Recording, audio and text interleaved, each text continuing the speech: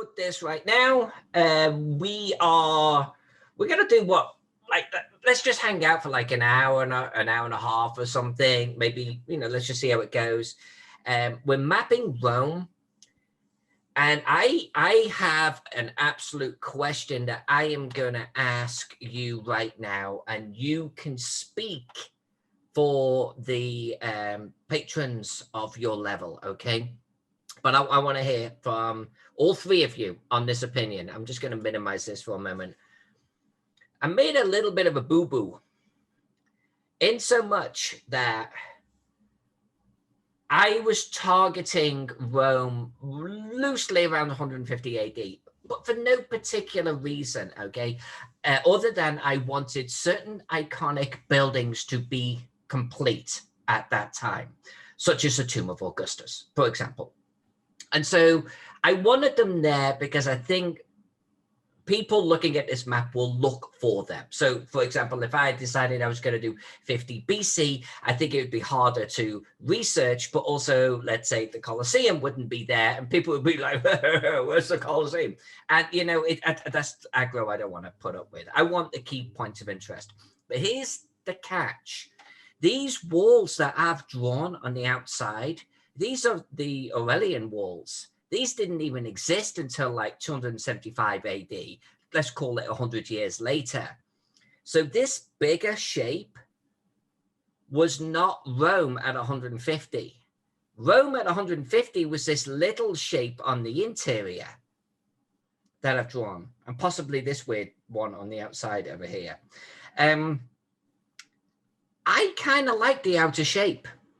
It's got the Praetorian camp over here, Castra Praetoria or something, has been included in the Aurelian walls, which I kind of like, versus just being set outside Rome. And I kept reading that the Praetorian camp was outside Rome. I kept reading it, and then I was drawing the walls, and it's kind of part of the walls, and I'm like, that doesn't feel right.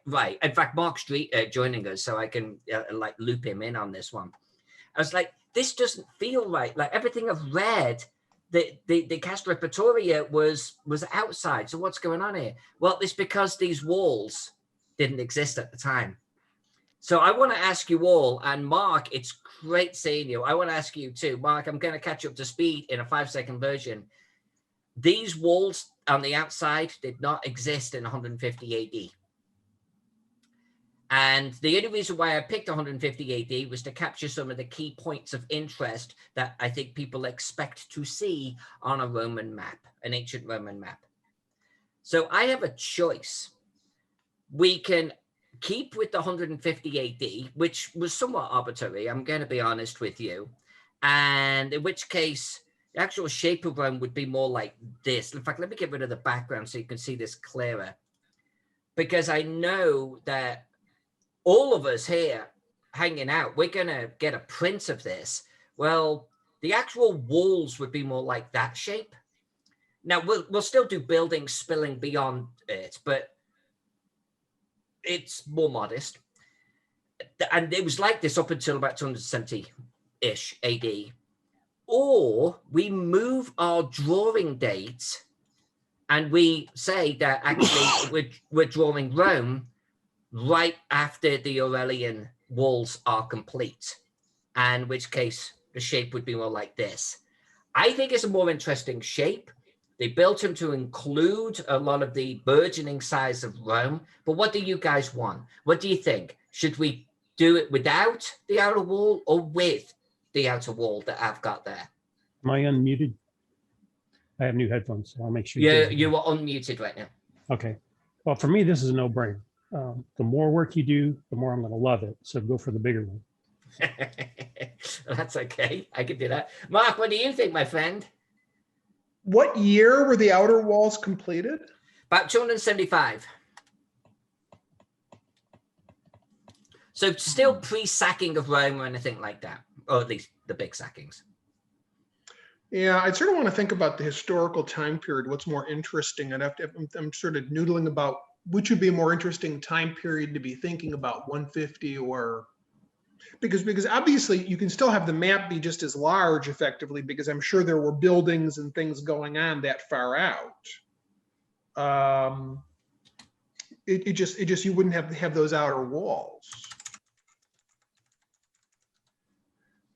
Right. I guess- So I guess- like, well, and so to your point, like, so Circus Maximus, for example, when was that completed? Because that was pretty early on. But why can't I find quickly when it was completed here? But yeah, I mean, we want to make sure. Oh, well, that was the model of Rome, by the way, that we've been throwing around. That's showing the 4th century, so that's a little bit after what I've got. When was the Circus Maximus completed? I can't believe that. I can't easily see that. I'm trying to pull up right now just a timeline so I can sort of eyeball things. I mean, I'm sort of I mean, my initial inclination is And by the way, Circus Maximus was apparently 6th century BC.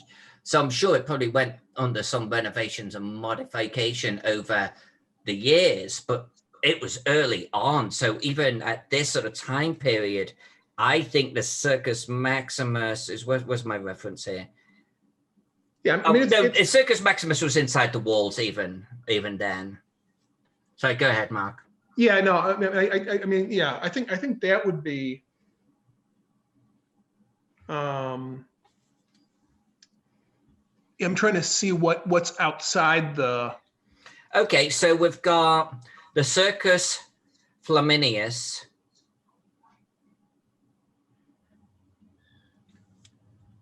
That's inside, right? No, that would be outside of the Servian walls. What is this one here? I don't know what that is. The theater. Robert, your wife must know what this theater is. Like I mentioned earlier, Rome wasn't her big thing, but she might. You know what that theater is about in Rome? Have you read anything about it that you remember? I've seen it, but I don't remember it off the top of it. No, she doesn't remember. Okay, that's cool. I seen it just yesterday. The was on that Porticus of Pompeii's Porticus here. Yeah, you know what I should actually do is actually just list out all of the key points of interest in Rome and then their construction dates. But okay, the Portico of Pompeii, right there. I really want to draw the Portico of Pompeii. I think, Robert, your wife actually sent some pictures of that a couple of months ago. The 52 BC, dedicated to him 52 BC. So that would absolutely be included as well. So we're doing a cheap knockoff of the Circus Maximus right here, apparently.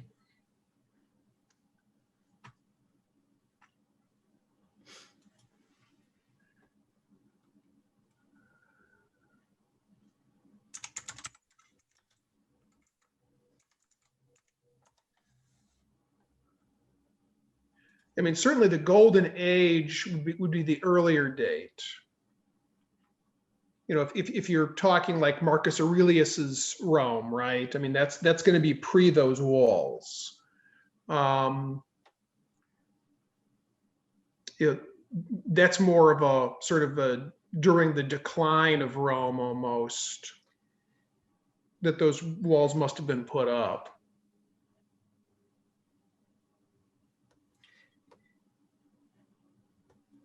I don't disagree with that at all. I think that's one reason why I was shooting for like around 150, because I saw it as more of a golden era, although, you know, Rome had some golden years in the 200s. There's no doubting it.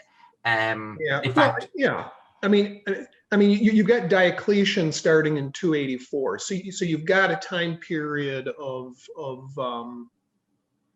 you know, of peace.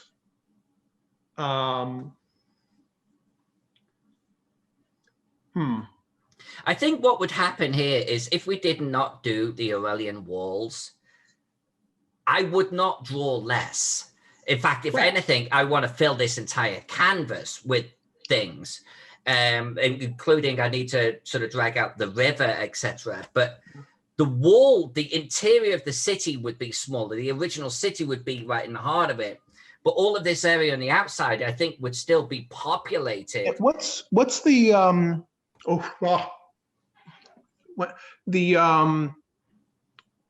you may have been already looking at it. It looks like the sort of the large structure sort of on the left, the horseshoe shaped.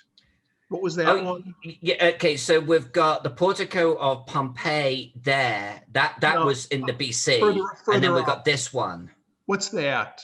Yeah. I can't actually. I'm seeing this Agonis, Campus Agonis, and I'm not familiar. And then I'm seeing the cryptae or cryptae of Agonis. It's got dates on there, the BCA date in Roman numerals. Oh, you It's think it's a weird number in Roman numerals, though. Yeah. So it's 30 minus 50, then plus 30. Weird. Something 8. Do we think that's a date? Right, now I gotta let's look that up. I think it is a date. All right, come on. My iPad is frozen. Hang on.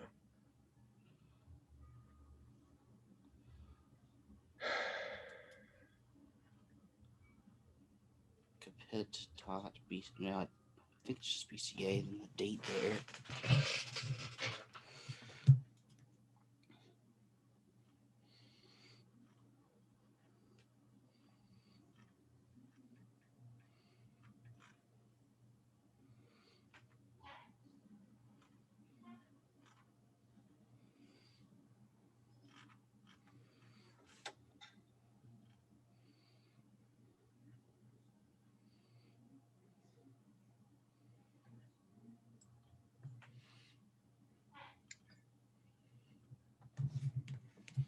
Right, this says it was the stadium of Domitian, maybe?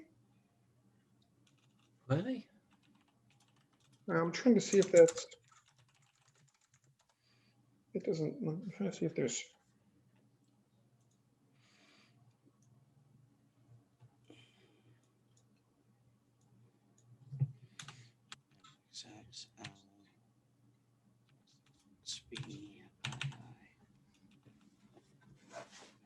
I just look at this little volume set that a certain person has recommended to me. That may very well have it.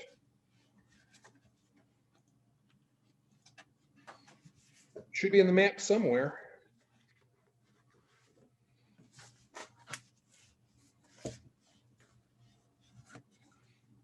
This is an incredibly beautiful book. Of course, that's it. That's what that building is called.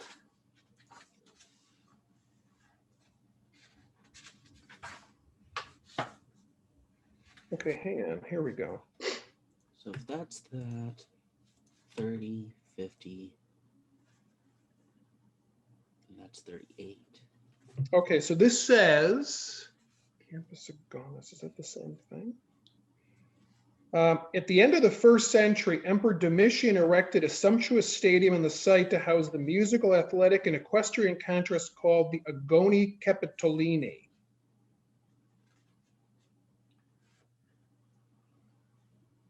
I don't know if that's that or not.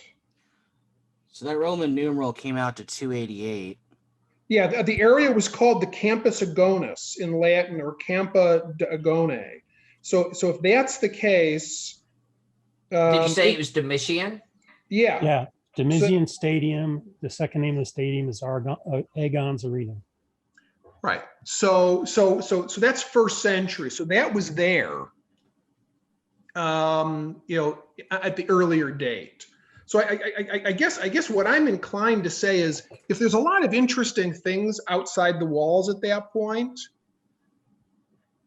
I think the question isn't where the walls are, because you're still going to draw the full map. The question is whether it's an interesting time period to be focused on, I would say. So my personal thinking is that as long as a bunch of those things were built prior to 140 or whatever the date was that you were looking at, I don't think the walls matter. And I'd sort of go with the more interesting time period, which I think is more 2nd century than it is 3rd century. Personally, It could. I hear you on that, because if they've got all of these things outside of the walls, including the Tomb of Augustus over here, we've still got all of the buildings around them. The actual walls are more in the heart of Rome itself at this point. And then that would put our Castra Pretoria right here outside of the walls a little bit, which I think in and of itself could be visually interesting. Yeah. So that's sort of my gut, is to go with the more interesting time. All right. I'll keep the outer walls. I won't delete them, so we can change our mind if we need to. But let's do it. Let's stick with the 150. Yeah, I mean, obviously, the one thing you want to think about is, to the extent that you are.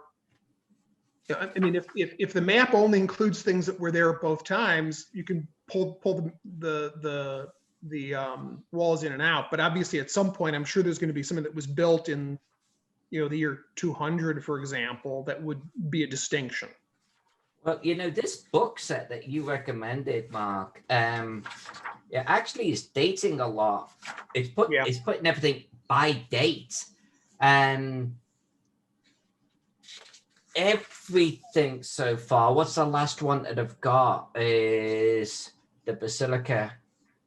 That one is 326 AD. The St. Peter Basilica, which, okay, makes sense. But then everything else, including the Sepulchre right there, is before. So, well, in all things considered, I would think you would probably be focusing on sort of the pre-Christian era anyway. Totally.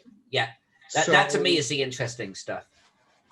So I don't think that's necessarily much of a loss. I mean, the walls are cool, but as long as those other buildings are still there, in some ways it's even more interesting, because you have all this stuff outside the walls.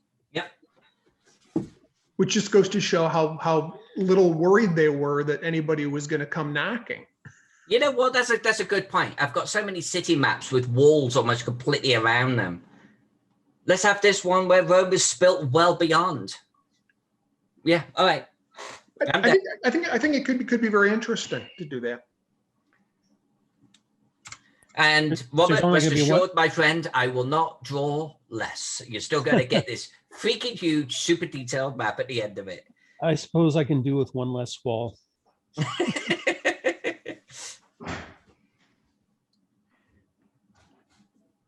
So right now I'm just marking off some road positions right here. I don't draw roads, as you know, on my ancient maps. I allow the buildings to define the road edge. I might break that rule a little bit with the Roman map, depending if how much I want to sort of get, those lips that they had on a lot of their roads. But I figured that this, if I turn off the background reference for a moment, this will give us a good sense of the layout of the city. So I'm going to do this just for a couple of minutes. It will get me nice and warmed up. And then maybe we'll actually draw the Circus Maximus or something. Kitchen table where you'd sit.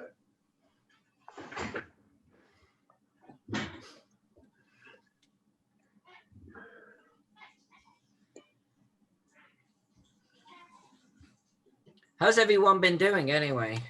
How's everyone been? Ask me as soon as the Necropolis manuscript is turned over to the editor. I thought you sent that already. I thought you had to send it on Tuesday. Thank you. I was going to. Well, I had my my second COVID shot on Monday, and that sort of wiped me out. And then I mentioned it to Zach. He said, "Oh, well, end of the week is fine." And then I said, the one thing I haven't done is I haven't put in all the art notes. There's only like about 8,000 pieces of art in the manuscript, and I had not realized how long it was going to take. And now that I'm halfway done, I don't want to send the manuscript over with the art notes only halfway done, because they're going to edit it, and then I'm going to get it back, and then I have to figure out where I stopped with the art notes and recreate it. So I sort of put myself in a bind when I did that.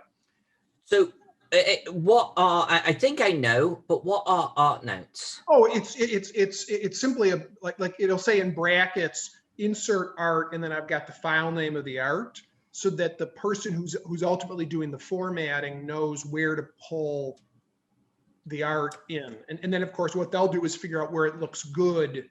I'm giving the approximate location in the manuscript, but they'll figure out where it looks good to put it in that area.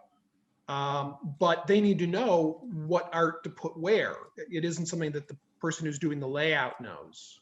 Project is this again? I missed what project that is. Oh, I'm the author and project manager for Necropolis, which Frog God is redoing, the old Gary Gygax. Yeah, I know. I watched the episode you were on with Alyssa. Yep. So the manuscript, I actually ran 2 games of it, Frog God Game Days, and got some good feedback, and so I made some changes. And can you tell us what type of changes you made? Because those are pretty late changes, and you've already done quite a lot of testing.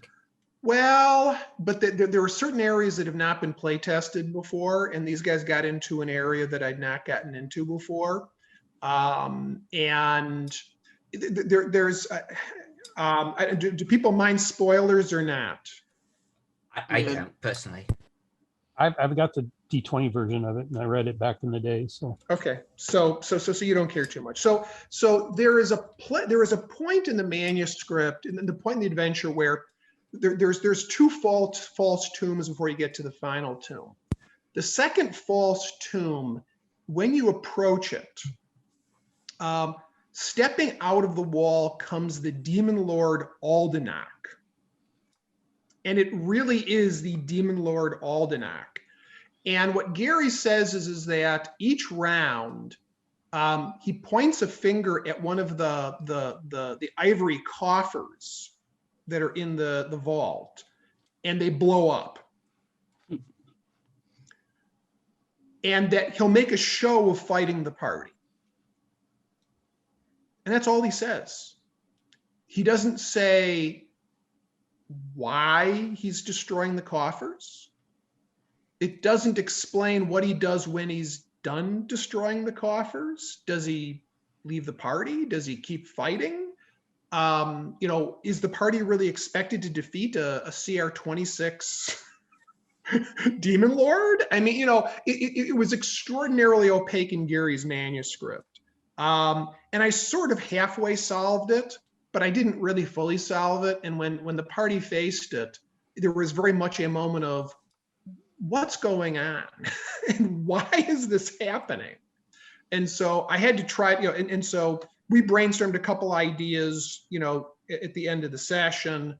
And then I spent a little bit more time brainstorming with some of my regular players. And I've come up with both an explanation for why he's showing up, why he's destroying the coffers, and why he just leaves at that point, and doesn't wipe the floor with the party. Because in the combat that I had with the party, and there were 7 10th level characters, and this is all in 5e, and I could have easily wiped them out completely.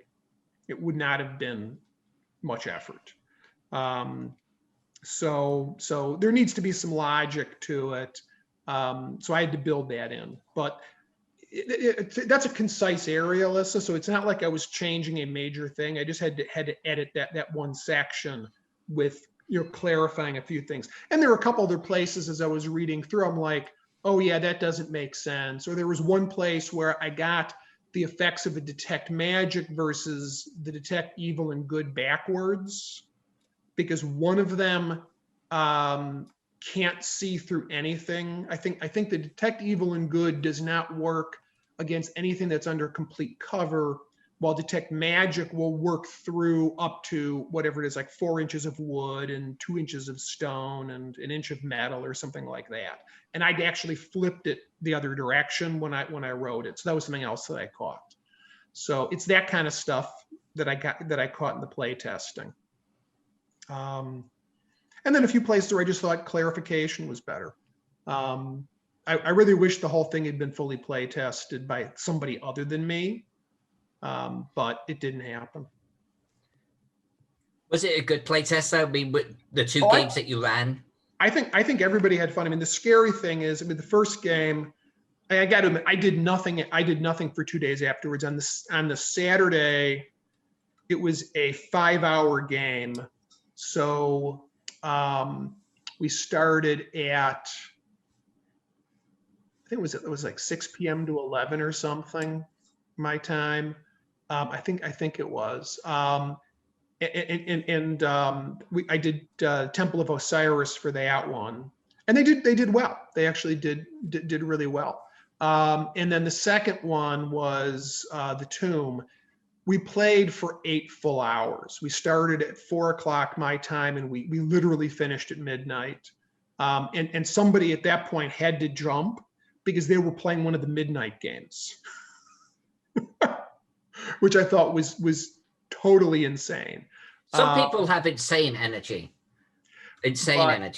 After 8 hours, you know, and a total of 13 hours DMing in 2 days, I was just wiped. I was absolutely wiped from that. But I think both groups had a good time, which is really the most important part, right? It's the most important part. I did find it interesting. There was one combat that both my home group faced and this group faced in the temple.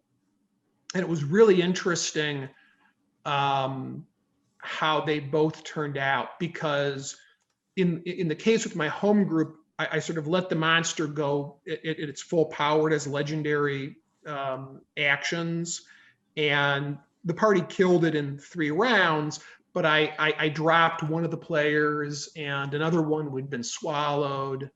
The play group had the exact same result, but I realized early on they were not playing as tactically well. And if I let the monster have its legendary actions, they weren't going to leave the room. So I toned it down just a little bit for them. You know, whether I would do that in a regular game, I don't know. But I always view in a con game, the players are supposed to have fun, right? You know, I'm not trying to wipe everybody out in a convention game. So. Right, and some GMs do, but I get you. It's really the style of game that you're playing, right? I like my players to have fun as well as just killing them all. Well, it's also the case that this is a play test. I invented the encounter. That doesn't mean that it's a well-balanced encounter. Right.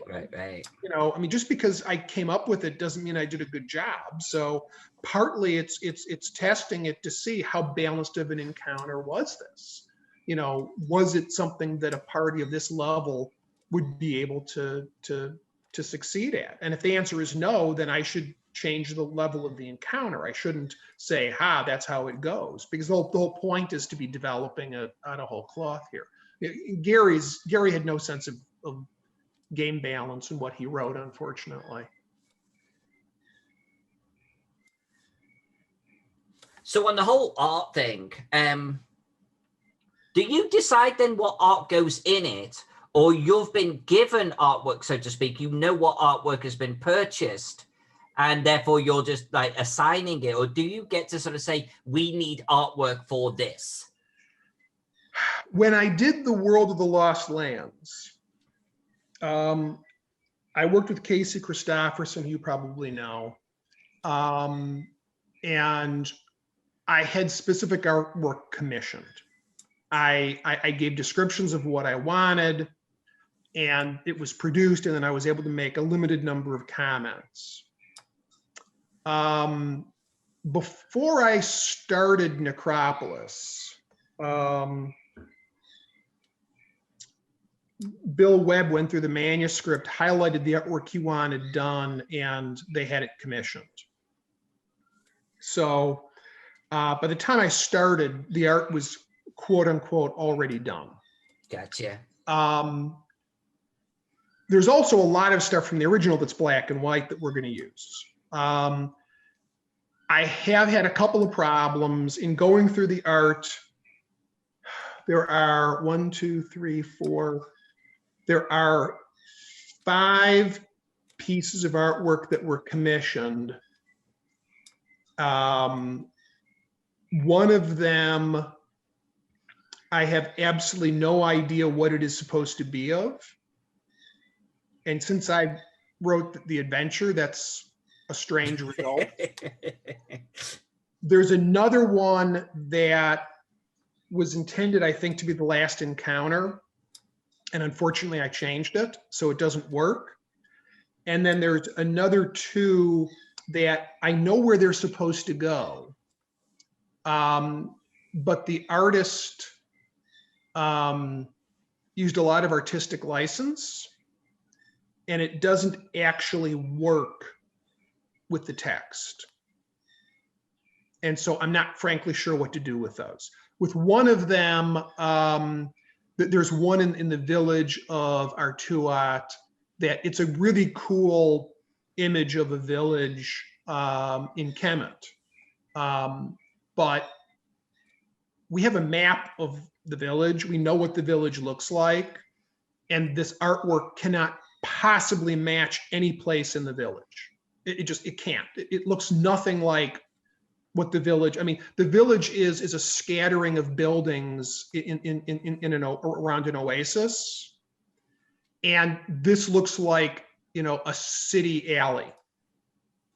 It doesn't fit. So I'm probably going to just talk to Casey and suggest that they use it for something else at some point, because it's a great piece of art and you could use it in other places, but it doesn't fit. So it wasn't ideal. I probably should have done the artwork should have been commissioned after I had a chance to work on the manuscript and I had a chance to come up with the list, but that isn't how it was done. So this one's a little bit backwards. Usually the author would sort of describe what the art's supposed to look like. And I've actually gotten a good idea, because I was also project managing Alex Kammer is, although I think it's on hold right now, he was doing a new adventure in the Lost Lands, and I was working with him and then working with Casey to sort of work up the art.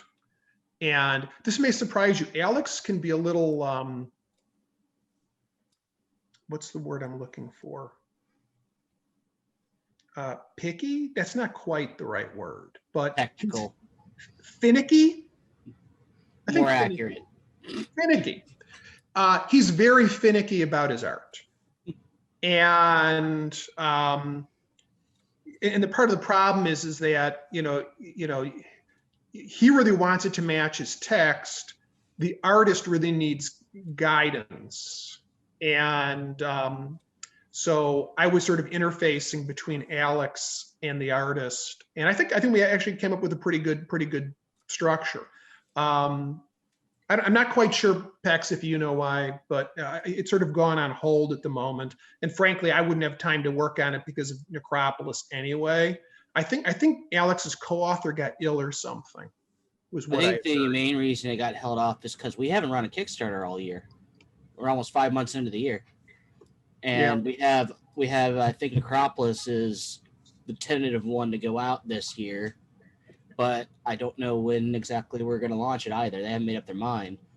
Yeah, I mean, at this point, I mean, frankly, you could do it now in theory, because you don't have to have it done to kickstart, although it's nice to know that the majority of the work is done, and other than me putting the art notes in and layout and the conversion to Swords I of still Wisdom. don't think we can, because of Kickstarter's new crackdown on you must fulfill all your previous projects before you launch another right. one.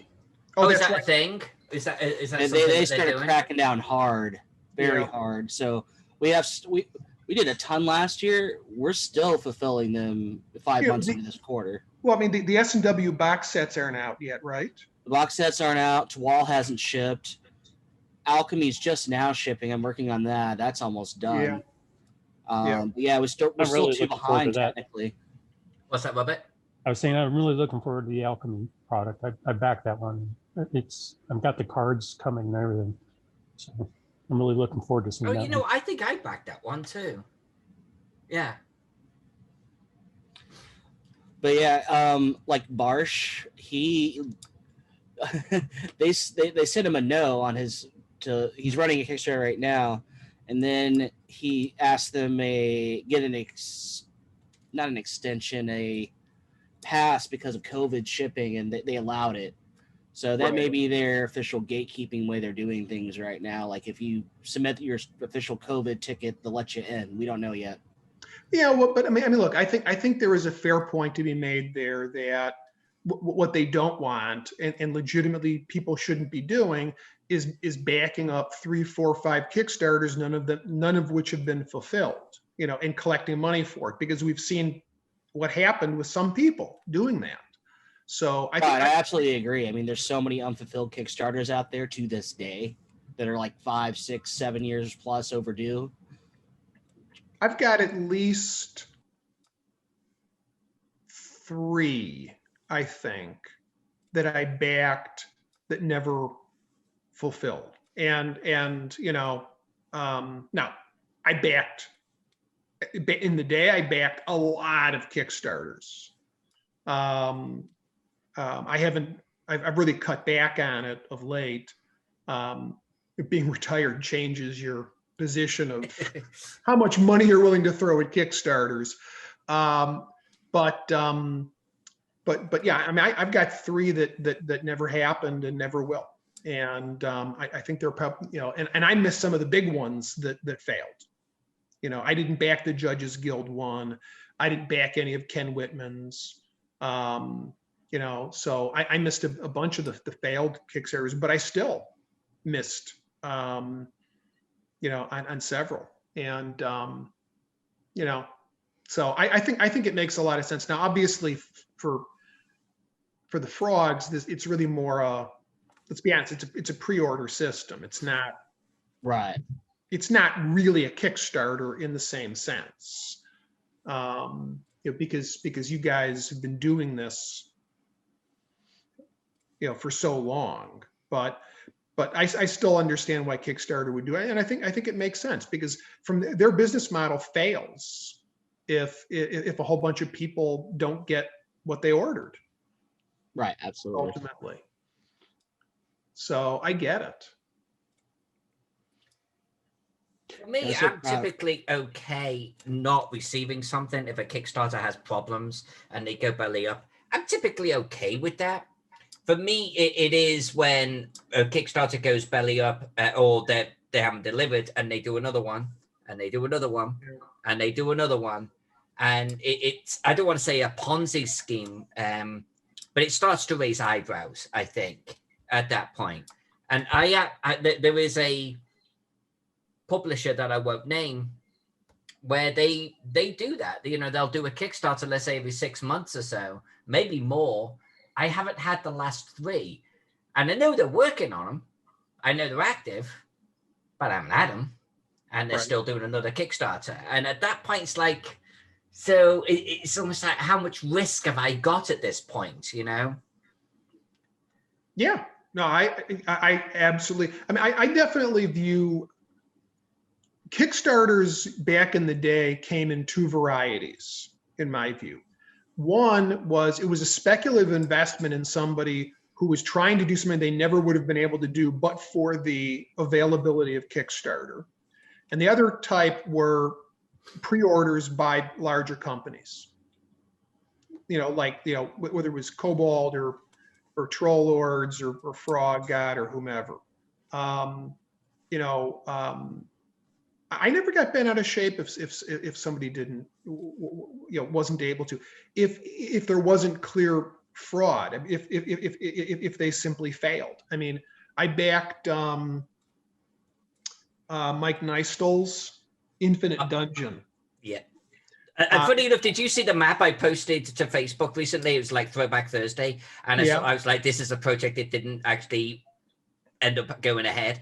That city was for Mike Nistel's Infinite Dungeon. Really? Yeah, I did something like 3 or 4 maps for that project. Well, I backed at one of the highest levels on that one because I thought it was going to be really cool and I was excited. And I actually, and there was a Gen Con where there was a get together with Mike and a bunch of the other backers. And it looked like it was going to happen. Mike, like a lot of these guys, did not know how to manage a project, full stop.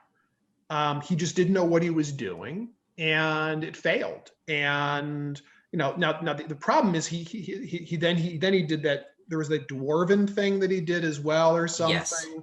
Yes. At the same time, which I did not back, not because I didn't believe in it, but because it had no interest for me. And then they both failed. Now I think somebody may have ultimately produced something for the dwarf thing.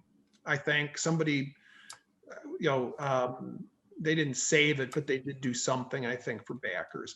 But the Infinite Dungeon never happened. And, my take on it was I lost my investment. It's like if I invested in some other speculative thing and, it's gone. It's not what I wanted to happen, but I wasn't going to,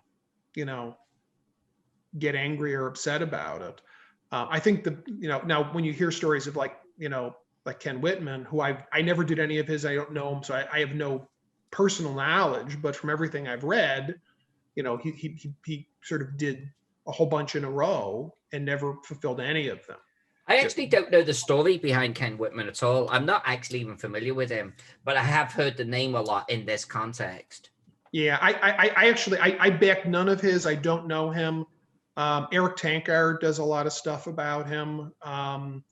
That's where I would have heard it from. Yeah. That's where I would have heard it. But I mean, if everything Eric says is true, then that's a problem, right? It's somebody intentionally using the system like a Ponzi scheme, and that's not fair. And I was fortunately in a position where if I lost a Kickstarter, it wasn't like it was going to affect my ability to pay the mortgage. But that's not the case for everybody. So I get why a lot of people were very upset about some of these. Now, is he the guy that was involved with Jolly Blackburn? The night of the tape? Okay. Ken had, there was a Kickstarter where like you had die pencils, so you could like roll a pencil and it would act like a die because there'd be numbers on it. He had that, and he was the one that was working with Jolly on the Knights of the Dinner Table movie, and I think he had at least a couple others. Again, I didn't back any of them, so I don't really have any personal knowledge. I felt for Jolly on that one. Still do to this day. But so in any case, I have no personal knowledge about it, so I can't comment one way or the other as to what really happened. He definitely screwed a lot of people over. That's not, that's fact. Yeah, his company was D20 Entertainment and created 6. Was it 6? Yeah, there were 2 pencil dice, a deck dice, Castles and Crusades Beyond the River TV pilot, Spinward Traveler TV pilot, and Knights of the Dinner Table was the first one. So yeah, 3 things with dice and 3 movie TV related things that never happened. So anyway, so getting back to but I get why Kickstarter is asking people to complete that shit, get that stuff done. And it saves me a little bit because it means that the fact that I'm not getting at this, I should be sitting right now inserting art notes. I shouldn't be talking to you. This is a terrible waste of my time.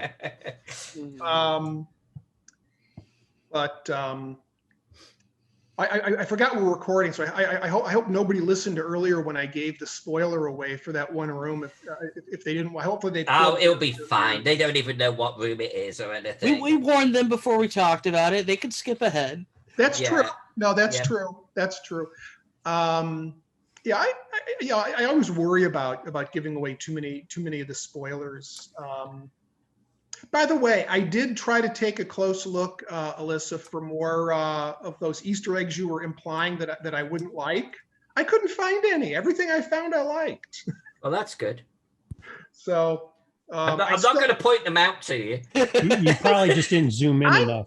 I'm pretty sure I found, if there was something there that I didn't find, I'd be pretty surprised, because I scoured the map at the highest resolution I could on the computer. Oh, So well, yeah, okay. So when it's gone into print, let's stand at the frog stall and let's break open one of their books, and I'm sure it'll be laid out beautifully. And I'll point out a couple. I'll point out at least one. I'll point out at least one to you. Okay, well, as long as it's not something that I should be building in. No, there's nothing no, like she never that. does it like that. I did see another body in a location that you had hidden with a book, although I couldn't see what the book was. Ah. I don't know if that's the one you're talking about. No, so well, that's one. That's actually the original Zach Glazer from the Teagle Manor. Okay. And I think I'm going to put that in every single map I do for the frogs somewhere. Don't forget Okay. Jen's ghost. Jen's ghost is the same, and you saw Jen's ghost. You things like the teddy bear with the blood and the knife, Yep. I don't consider to be a little Easter egg. They're kind of just sort of decorations. And Robert's on point. Like, for the most part, I'm not going to draw something that makes a hard life for the writer. That's not my intent. Probably, honestly, Mark, that as close as I've got to it was with you. When I changed the shape of the interior of the maze to make it more visually interesting. That's as far as I would ever take it. But my question is, did you like what I did with the two rooms in the maze so that it actually made sense? Oh no, a huge amount. I love how you were like, okay, this is different. I'm going to write for it, and that was fantastic. Makes it a collaborative process, so that was awesome.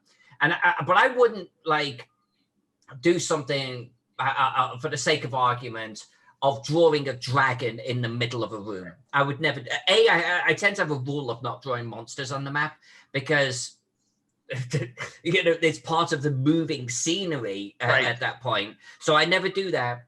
But I wouldn't ever sort of literally put something on the table that is going to change the gameplay in some way. I like it more to be like, for example, in Teagle, where I put a skee ball gaming machine in the gaming parlor. It's a freaking skee ball machine, but it's there. Or I drew a phone number, like for a good time called Zach, in the toilet on the outhouse on Teagle. It's that type of thing. I didn't add it to Necropolis yet, but that would be a good one. You still have time. You still have time. To be honest with you, I actually appreciated that, because one of the negatives, frankly, of working on it has been that it's not collaborative. That it's just been me sitting with a manuscript and then taking what Gary wrote and saying, no, I'm not doing this. I need to do something totally different. And, the fact that I suddenly had, it was like somebody gave me a writing prompt, and it's like, right. And that was actually a lot of fun. I mean, having to go, okay, let's see, there is a plinth with a rabbit on it, a giant rabbit. What am I going to do with that? I was convinced you were going to take that out. I was convinced. No way. And I was able to come up with what I thought was a great solution for it. I was really happy with that. So I mean, it actually it makes it more fun to make it collaborative like that. It gave me something to try to do without just saying, okay, well, what am I going to do with what Gary wrote here? Because Yeah, I'm pretty sure when you did the episode with Alyssa, I told you in the chat that I was so happy to hear that you weren't strictly following Gary. And I mean, you obviously know why I was happy to hear that, but that yeah, was such a relief to me because at that point, the only thing I was interested in Necropolis for was the fact that Alyssa was doing the map. But when I heard you were doing all this stuff and adding and having it make more sense and everything, it was like a big relief to me. yeah. I mean, let me look. It's not Mark Greenberg's Necropolis. It's still Gary's ultimately. I mean, his name I think is not going to be on it. But it's still based upon his work. You know, I didn't feel like I could just throw everything out. Right. The plot is still there, but it had to make sense. It had to fit together, and you had to give the players more agency. You know, that's a loaded word, I know, but more agency to be able to act within the adventure and not be there are so many places in the adventure where he just basically said it is your job as DM to make the players do this. It's like that's just not, maybe there's consequences to not doing that, but it isn't your job as DM to put up a sign. That actually going back to Jolly, that reminds me of the one the Knights of the Dinner Table where he's got them in like in a path through a hedge, and it's like the goal is at the end of the path, and they spend the entire time trying to get through the hedge. And BA's like, no, you can't. We cut through it. No, you're not cutting through it. It's not working. That's not modern game design, right? It just isn't. So there's only so much I could do, but I think it makes sense. And if a player asks, why did that happen? I've hopefully given enough for the DM to be able to go, well, there's a reason, and I can tell you later, or tell them at the time if they want. And it makes sense.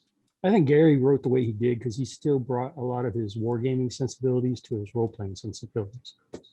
So, yeah, and like you said, effectively several times, and things have changed over the last 4 decades. Yeah.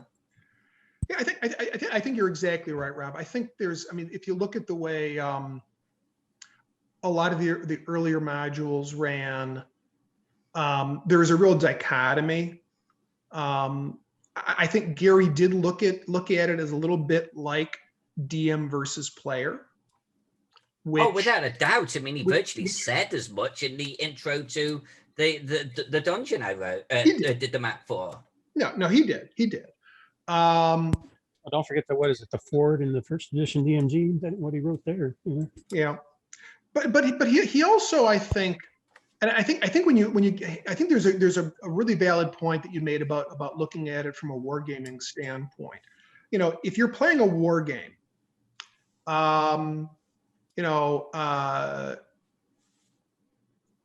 if you're playing out the Battle of Teutoburg Forest to drop a little something that Alyssa would like, you don't have the option of saying, as the Romans, we're not going to go through this particular valley. We're going to go 30 miles to the west instead, right? That's not a war game anymore, right? You can't do that. It's very scripted. That's not how it works. Right. It's very scripted. It's a set piece. And the question is, how successful are you in the set piece? And I think a fair amount of what he did, not all of it, because I mean, if you look at like Keep on the Borderlands is not at all like that. It really is it's a little mini sandbox. You do whatever you want, but oftentimes he fell back to creating set pieces, and that was something I struggled to try to remove to the extent possible. Part of the problem is, and spoiler alert for anybody watching the recording right now, part of the key to winning in this is you've got to find these 9 objects. You have to find the 9 objects. If you get to the last room and you don't have all the 9 objects, you cannot have a complete victory. You can have a partial victory, but you cannot have a complete victory. And to get all 9 objects, you can't skip over too much. You know, you've got to go certain places. If you come up with a creative way to avoid going into the temple of Osiris at all, that's very creative. But now you can't find the 2 of the objects that are in there because you skipped over it. So unfortunately, the nature of the adventure, and I was not going to totally get rid of that, requires some amount of set piece play. But that's also just the nature of the adventure. You know, there's no clever way to get to the very end from the, you know, just skip over everything and win. There just isn't. You have to go through it step by step. And Now, are there clues at least that the players can pick up on that lets them know that there are 9 things to collect? As long as there's this is another thing that I struggled with, because originally Gary was very opaque about what the players would or would not know and how much they could learn about things. There's 2 ways they can arrive. They can either have just randomly heard somehow that there's this incredibly rich, unexplored tomb. But if they do sort of enough research, they'll learn about these 9 objects. The other way, and the more likely way that they find their way there, is they've basically been engaged by the Temple of Thoth, one of the good gods of Kemet, because they realize something bad is happening, and they give the players all the background at that point, including that there are 9 objects. Now, they don't know what they look like, and they don't know where they are, and there's no way to find them other than exploration. Now, Gary also has no way to identify when you found them. So there's other evil objects you can find that you have to destroy, and there are certain ones that you have to keep. And Gary provided absolutely no hints as to how the players could identify which one is which. And so I added something in that enables them to identify which is which, because that just struck me as being, you're intentionally penalizing the players at that point, for making the wrong random guess. It's totally random at that point, isn't it? Yeah, it is. And for me, you're summing up why I never ran it. Right. Yeah. Well, and here's an interesting actually point about running. I think I can't remember if I mentioned this, Melissa, when we talked on your the Twitch channel, but there's one room where there's a secret door out of it. It is literally impossible to find. The walls are totally plastered. It is concealed, and it's filled with a plug of a huge amount of stone. So Gary specifically says that, magic that would normally find a secret door won't find it because it's filled with a plug of stone. So it isn't really a secret door until the plug is removed. And so he said, it can't be found by magic. It can only be found, and it can't be found by tapping. It can only be found in this very obscure way. And basically what he said was, if you remove the plaster from the ceiling, under the plaster, near where the secret door is in the wall, they'll find some hooks that have been driven into the rock. And that should give a hint to the players that something really heavy must have been put in place right below where the hooks are, I guess. And that the players would then begin excavating the wall at that location, recognizing that the ceiling is like 40 feet high, and it happens to be the secret door is at like 30 feet. That the party would literally begin excavating until they got the full 5 feet through, and then they would have broken through the secret door. I couldn't imagine how anybody would ever do this. Me neither. And so I actually I called Bill Webb, because Bill had play tested the game back in the day. And so I called Bill and I said, Bill, so you remember this room? And I described the room. This is the room, by the way, Alyssa, that now has the statue in the sort of like kneeling with its arms outstretched. Oh, okay. Yeah, I know the guy. Which was not in the original. That's no, me. That room was completely empty. It was totally empty, Yeah. except that you had to rip all of the plaster off to find the hooks and then excavate a wall. Yeah. So I called Bill and I said, Bill, do you remember this room? I described the room. How did your players find the secret door? He said, oh, well, they just tapped the walls until they found it. And I said, but Bill, it specifically says that tapping doesn't work. He said, oh yeah, I just didn't play it that way. And so I think that there's a lot, frankly, of, and of course that's Bill's style. If you've ever played with him before, he's sort of, if he's playing an adventure, it's a rough outline at best. It's really whatever he makes up as he goes. And I think he just, he saw there was a secret door, they tapped, and he said they found it. I'm not sure anybody ever actually play tested that out. And I don't know how you could. There's no way anybody would have ever figured that out. They never would have found, never in a million years without a DM saying, oh, there's, maybe, how would they know to rip the plaster off? They'd never done it before. Exactly. There was a couple of locations like that though too, because there is one room where it talks. I mean, you basically, once you're there, and I'm not going to spoil how you get there, you're completely sealed in. Yeah, you have to dig your way out. Well, I did in the original. No. There were those.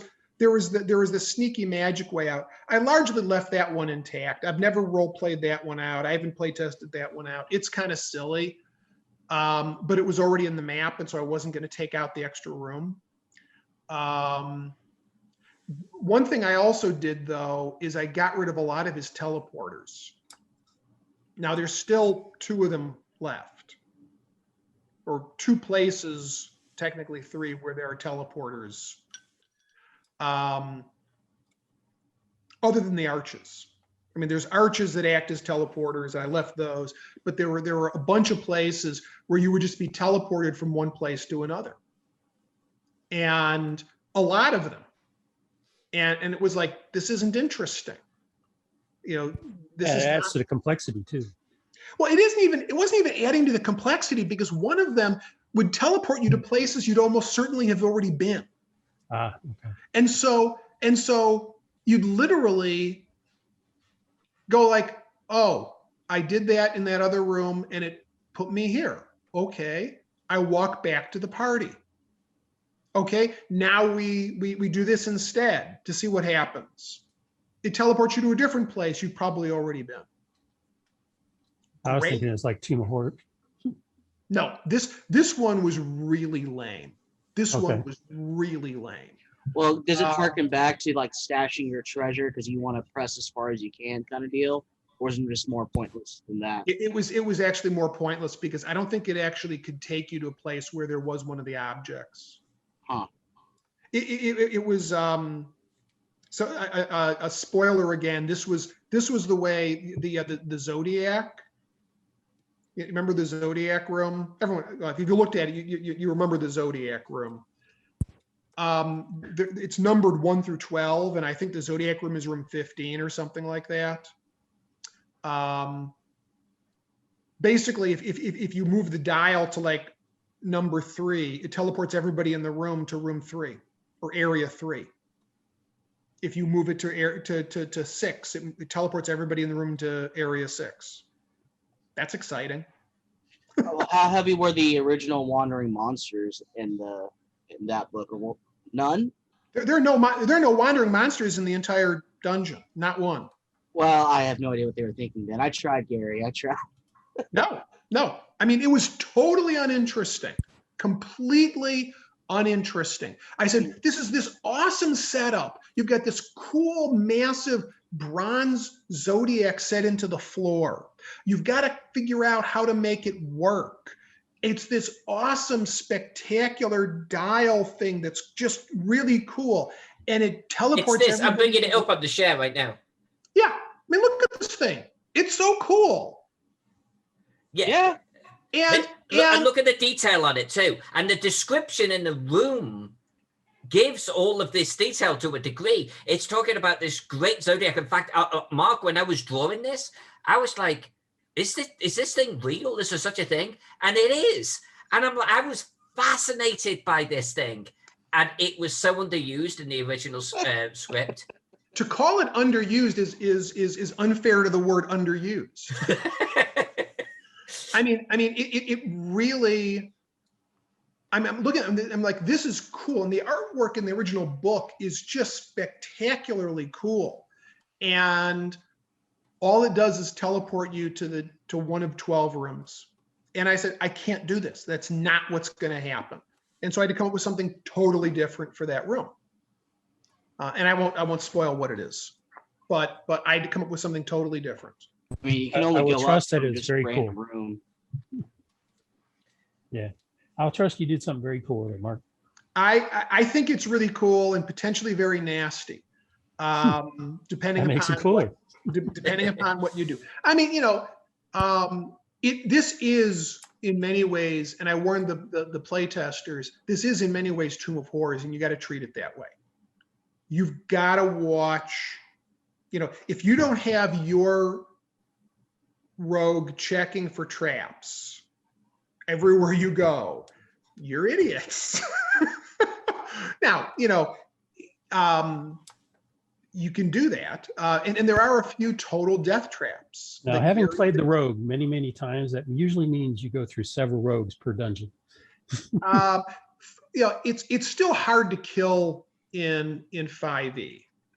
Very few poisons, unlike 1e where, you failed your poison save, you die. Anyone have slop? Anyone have newt poison? Yes, great. If not, no, you're dead. That's not how 5e works. It's much more of a resource thing where it uses up hit points or other things. Now, there are a couple of nasty poisons that I did include that are fortunately part of the SRD, the system reference document for 5e. So I was able to include them, but it's harder to kill. Now, that being said, with my home group play testing, the last encounter we played, they were going to die. It was going to be a TPK, but we ran out of time. And then with one of the two that I did for Frog God Game Day, had I played it as I'd written it, the party would have been dead. So you can kill in 5e. This game can kill. Necropolis is intended to be a real challenge. And the final encounters, which I've never play tested out, so I hope they work, but nobody has ever made it that far. I mean, the 8-hour game, we made it to, maybe we made it maybe 20% through the dungeon, maybe. Not even sure it was 20%. Yeah, I would expect Necropolis to take around 30 hours. Yeah, it's and of course that's playing at a con speed where people feel some time pressure to make decisions. Yeah. We all know with the home game when there is no time pressure, people can take an hour and a half to open a door. Right. Now I would say though that they got real smart because the first room in Necropolis, spoiler coming, the first sort of big encounter area has a whole bunch of exits. And much like Tomb of Horrors, none of the exits are ones you want to go through. You actually want to find the exit that's hidden, behind the plaster of a wall. So the first group, my home group tried two of the doors and said, okay, these were both total death traps. Let's let's look for some other way other than another door, and they found it. The playtest group went straight to that. Their initial reaction was, these are all probably traps. You know, describe the paintings on the walls again. I described it like, oh, okay, right there, and they were exactly right. So they saved a lot of time. I mean, literally, the whole game could have been the first room. Well, let me ask you this: how do you feel about the game shifting from high mortality rate to a little bit more, well, a lot more survivability in general throughout gameplay? Okay, so I'm gonna, first of all, it's hard to argue I don't qualify as a grognard. Okay, my first Gen Con was 1982. You know, I've been playing this game for a very long time. I started with 1E. I only played 1E, frankly. I never played second, third, 3.5, or fourth. I went straight from 1 to... From 1 to 5, yeah. Well, technically, we had a long interlude with Rollmaster in the middle, but we then went from Rollmaster to fifth. You know what? Not that many people really played first edition the way people talk about playing first edition. And the old guys didn't either. Look at Mordenkainen's stats. You know, Gary's favorite character. Mordenkainen was not roll 3d6 6 times in order. That's not Mordenkainen. Bill Meinhardt has Tim Kask's brown box. And inside Tim Kask's brown box, he found a couple of Tim's character sheets from back in the day. You know, and you've got, in Tim's character is like, first he's got like a girdle of giant strength. So he's got a 20 strength. He's got a 17 intelligence, a 15 wisdom, a 16 con, a 17 dex, and an 18 charisma. That was not rolled. Okay. And maybe a few of them were raised with wishes, but I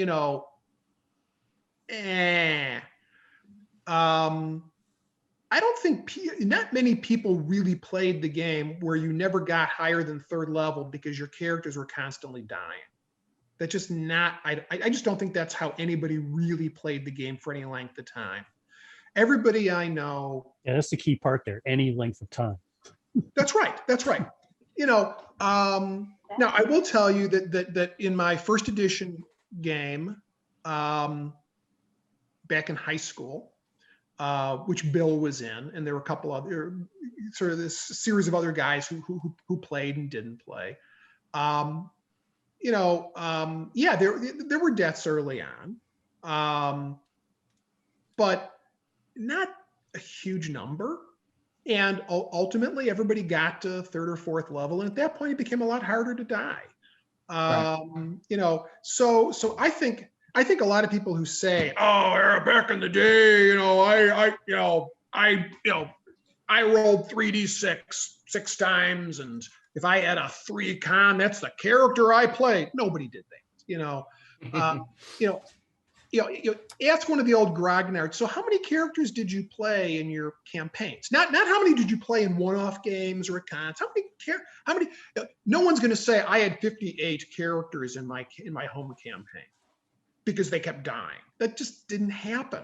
So, now that being said, I think 5e, my biggest complaint about 5e is the healing. The fact that you can go to sleep and wake up the next day with all your hit points back with a long rest. That's the biggest annoyance I've had, is the rest system. To my mind, the resting mechanics in 5e are the big flaw. I think death saves are fine, frankly, because you can still take so much damage that you don't get a death save at all. You can just go straight to dead. If you're hit by, if you're down on hits and you get hit by the dragon breath, you may be gone. I forget what it is. Is it your? It counts as 2 automatic fails, I think. out of your 3. Well, no, but I think if you take a certain amount of damage, isn't it like if you take if effectively you would have gone negative? Yeah, it's a certain number past the negative, you're just dead. Right. So there's that, and and I've had creatures attack dead characters, characters who have fallen, or try to start eating them, which does more damage, which means they fail their death saves automatically. I don't think that's unrealistic. So you can kill permanently. Once they get to a high level, it's really hard. But the honest truth is that even in 1E, what always happened, in my experience, and I'd be interested, Rob, to know if this was the same that you had.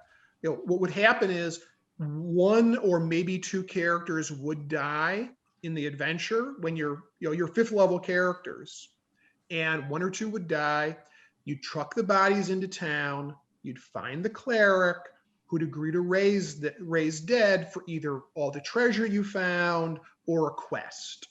And so what would happen is, yes, people would die in 1E, and they were brought back immediately after through a raised dead or a resurrection or reincarnation or something. That was my experience. Very seldom, except at the very lowest levels, was somebody dead and permanently. And the answer is that in a lot of those games, I was in. I played in Frank Menser's face-to-face game for like 4 or 5 years ago, and it was a 1E game. And so we started off in his equivalent of Castle Greyhawk, where you sort of go into the dungeon, and we'd go down, first level. We'd go down there, we'd go through 2 rooms, and then we'd leave, and we'd heal up for a week, and then we'd go back into the dungeon, and we'd go through 2 more rooms, and then we'd run away and heal up. That was, there was a different style of gaming, but that's how you did it. And then once you got to be 4th, 5th level, you'd have enough gold, you could buy a raised dead or a resurrection if you needed it. Right. That's been my experience with it, going from the reverse, from 5E back to like simpler S&W type stuff. It's past level 3, it's a lot harder to die unless you're determined to fight to the very end kind of deal. If you're willing to run away and drag the bodies with you, like you said, priest in town, deal with that, go back in. Well, on top of that, if you as the GM want them dead, they're gonna be dead. Oh, that too. So no matter what they do. So to a point, it is players versus GM, but we GMs try to be fair about it. We give you chances to make it. It can be survivable if X, Y, and Z fall into place in your favor. Yeah, or if the players play well, right? I mean, if they do something foolish or stupid, chances of death go way up. then and it depends upon how you I have had situations where occasionally, because I'm a softie, a player will say, I do X, and I'll say, I just want to check. So you're sure you want to do that? I should keep them in. No, I don't. And and if they say, oh wait, no, I'm usually nice and let them. Okay, well, think again on what you want to do, as long as they have time.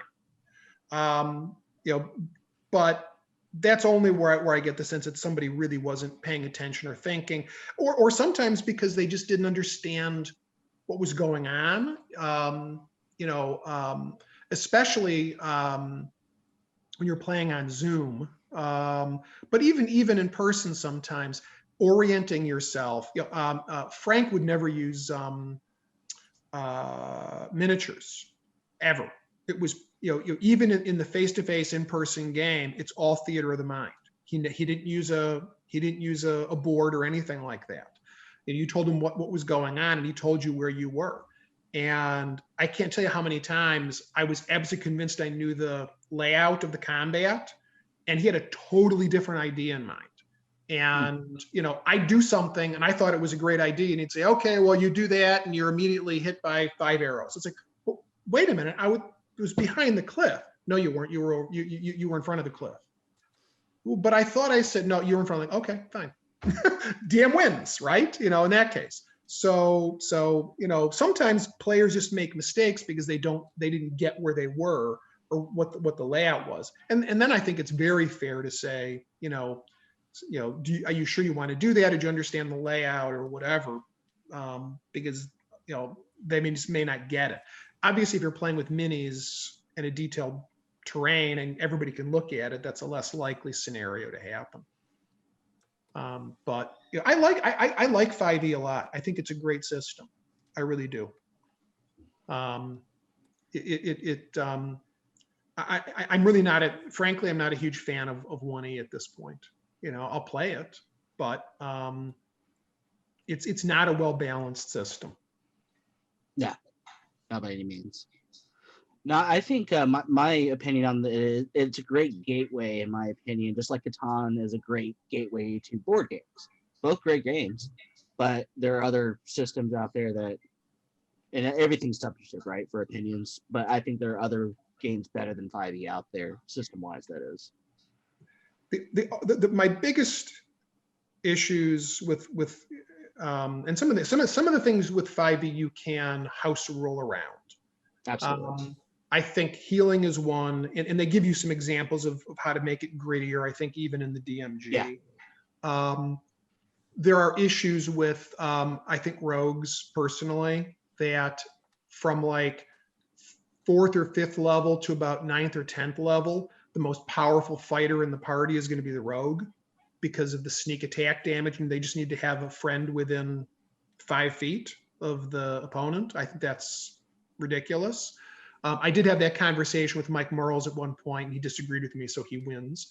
But in my view, that's a failing. And I will say the one thing that the mechanical nature of 1E has, it's not a very magical system. No, it's not. There was something about 1E, and in particular, I mean, you know, and part of this, of course, is just me probably remembering my childhood fondly. But you know, I started with the Holmes blue book, you know, the Holmes box set. That was my introduction to D&D. And my God, there's just something about that system. It feels like magic. It feels like you really are playing magic. I just thought it was truly phenomenal. And you know, Holmes's the dungeon of Xenopus is just one of my favorite environments in all role playing. It just feels like magic. 5e feels like, you know, a very utilitarian mechanical system. Which it is. And there's something that's lost, but I haven't found the better system, to be honest, that sort of combines the two. Right. I think that's the secret sauce everybody's out for. And that's why there's a lot of systems out there to begin with. I had a group once that wanted to play 5e raw, rules as written. And I told them, you realize that means no feats, right? They immediately objected to not doing this because I like my feats, according to players. They're like, yeah, it'd be a totally different games without feats, wouldn't it? Yes. I think we went to an OSR type game after that. They wanted that kind of atmosphere. But I don't know. It's once you give them players their multitude of options, it's very hard to take them away. I actually don't think feats are all that necessary in 5e. I really don't. I think there's a huge number. In fact, for the play tests, what I did was because it's a play test, I wanted standard characters. And so I just went onto the WotC website and pulled off the appropriate level, you know, of the straight characters that they had. And, you know, and those don't have feats. Right. And you still have a lot of options in any of those character classes, especially compared to what you would have had in 1E. I mean, the options in 1E are much narrower. So I think feats are fine. You know, on the other hand, you know, how cool is it instead to potentially have a 20 in your prime stat, you know, because you're giving up the feat, but you're getting an increase in your stats. So Right. I think it's a tough choice, but I think most of the character classes have a lot of flexibility and a lot of options without going anywhere near feats. Absolutely. Absolutely. I mean, that's the biggest knock. I played in a 1E game a while ago, and one of my friends, it was Bill, who set it up, and I think did we have a paladin? We might have had a paladin. I can't remember. I think we had a paladin. That was the only single class character. Everybody else was multi-classed. And the reason is because it's boring to play a single class character generally in 1E. It just is. Who wants to play a plain fighter? You know, and who wants to play a plain magic user if you could play a fighter magic user? Right. You know, who wants to play a thief if you could play a fighter thief? Or the coveted bard. You got to play 5 different classes to get there. Right. Not just fighter, then thief, and then bard. That's right. So And you can go up to the like 8th level fighter and 8th or 9th level in thief, and then you got to go to bard. And you can be pretty darn powerful at that point. And you're a well-balanced, interesting character at that point. I got to play one to 12th level in bard, and I maxed out fighter and thief too. So yeah, he was at 12th level. He was pretty much godlike in first edition. Yeah. I actually enjoy playing monks in first edition. I think monks are a lot of fun in first edition. Wolverine Palm was awesome. Yep. When in Frank's game, I played, ultimately I had 2 characters. I had a ranger cleric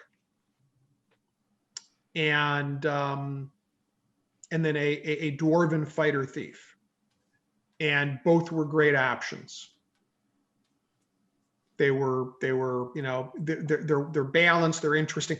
Although I would note that there ended up being 2 ranger clerics in the party. And there were 2 things that neither one of us could do. We always rolled 1 on surprise dice, which meant we were always surprised. You know, we have 2 rangers. As long as one of us rolls a 2 through 6, we're not surprised. I can't tell you how many times we both rolled 1 on a D6. And the other thing we could not do to save our lives was turn undead. Yeah. I was so happy when I got high enough level to start having automatic turns. It's like I don't have to roll anymore for these. At least the skeletons I know are going to be turned.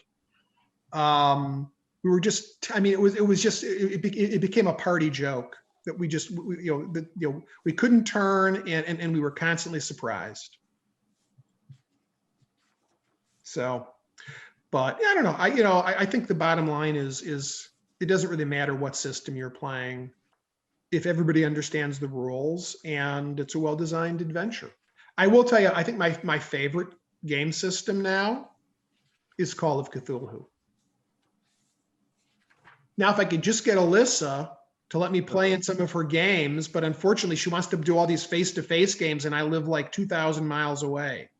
I actually, so in all seriousness, I really want to run a mega campaign like Masks or Mountain of Doom, Mountain of Madness, Mountain of Madness, or Horror on the Orient Express or something for you guys. I genuinely do, virtually. Look at the shirt.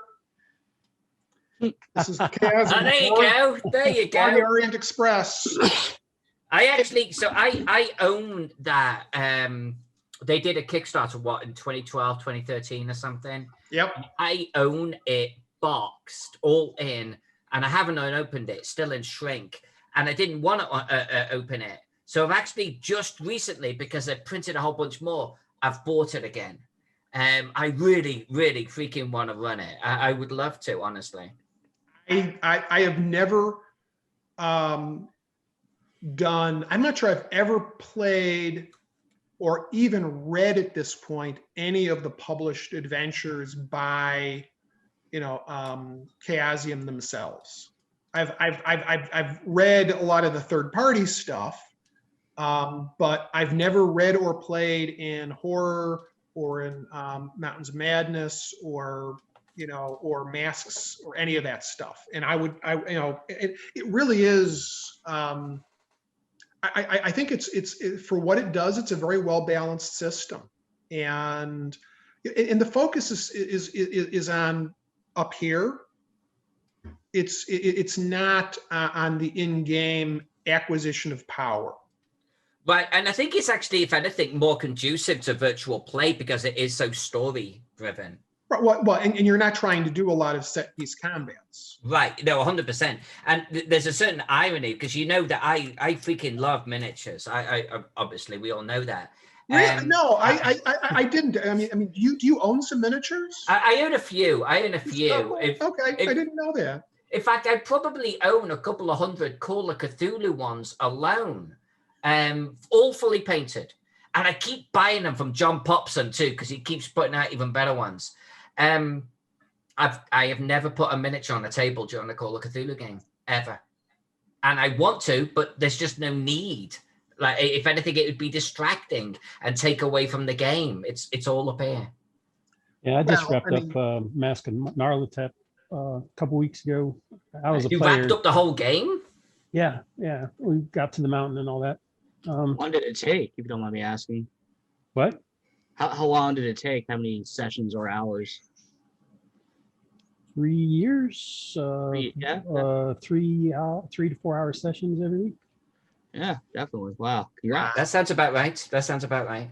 And yeah, as expected, we all either went insane or died.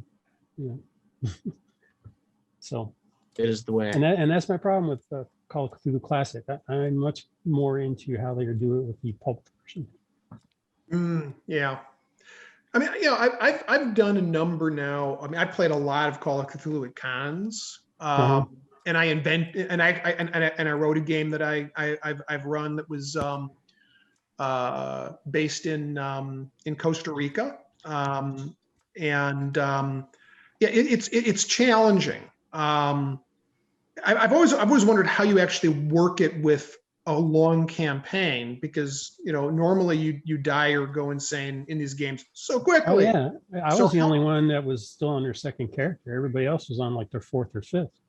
Oh wow. My first one I retired just because he got insane enough to retire him out. Everybody else died every time, except there was one other one who had a character go insane. That's interesting.